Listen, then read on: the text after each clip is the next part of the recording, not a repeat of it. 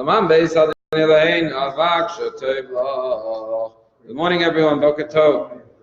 They tell a story about an island in which all the feelings, all the emotions live together. And one day there was a storm coming, and the waters were rising. And so the emotions said, let's get out of here. We got to escape the island. So they got a boat, and all the emotions, all the feelings got onto this boat to take off for safety.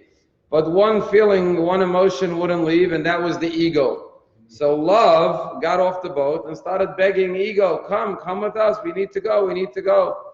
But the ego was egotistical, he was stubborn, he said, no, I'm not going, everything's good, I can handle it. But love kept on begging him to come, and as the story goes, the boat took off and left love and ego on the island, and love and ego drowned.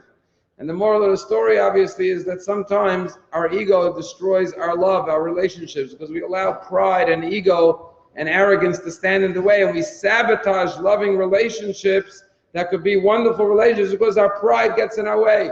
How many times do you see people who don't talk to each other? You know, when a kid tells another kid, I'm not going to talk to you for the rest of my life, 2 days later they're playing in the schoolyard together. When a grown-up tells them, I'm never going to talk to you again, 50 years later they're still not talking. They don't even remember why they stopped talking in the first place, but they're still keeping it going, right? And this week's, so the question is, the Talmud says, how much ego should a person have? Should a person have zero ego, or is a little ego healthy?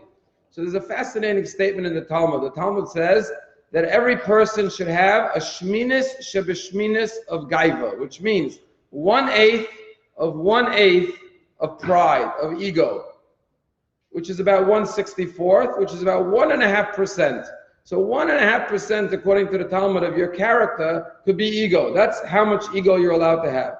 But the question is, what does that mean? 1/64, 1.5%? How did the rabbis come up with this number? You know, 1/8 of 1/8.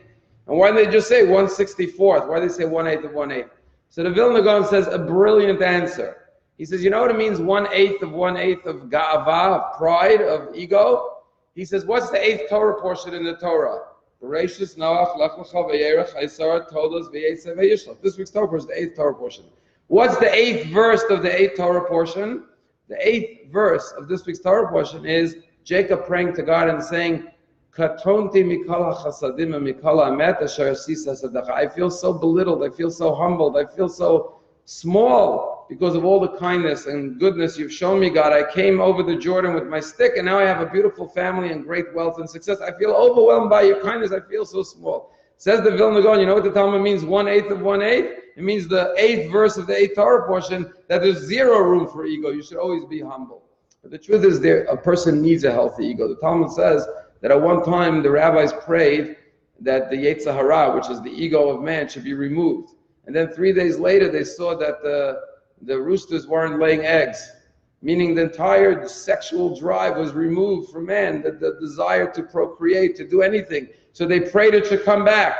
In other words, most of our accomplishments have a degree of ego involved. But the question is your ego controlling you, or are you controlling your ego and you harnessing it like an engine to be able to accomplish great things? And that's what it means, 1/8 of 1/8. A little degree of ego is healthy, but in a positive way. And this is what it means to have a little bit of 1/8 of 1/8.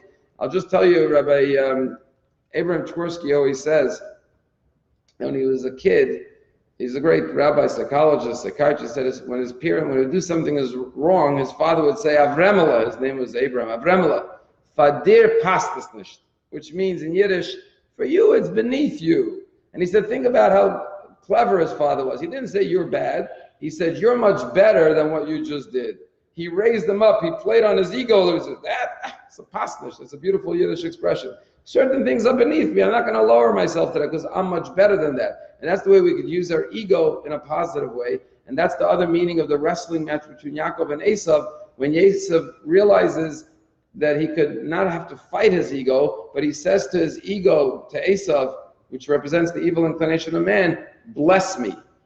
And he elicits a blessing from Esav, from the archangel of Esav, which represents the idea that we wrestle within ourselves with our ego, but the ultimate goal is to get our ego, our Yetzer Hara, to be a source of blessing for ourselves, so we don't have to fight and struggle with it, but we elevate it and utilize it for the service of Hashem.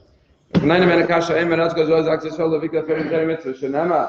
Alle Nerven, so man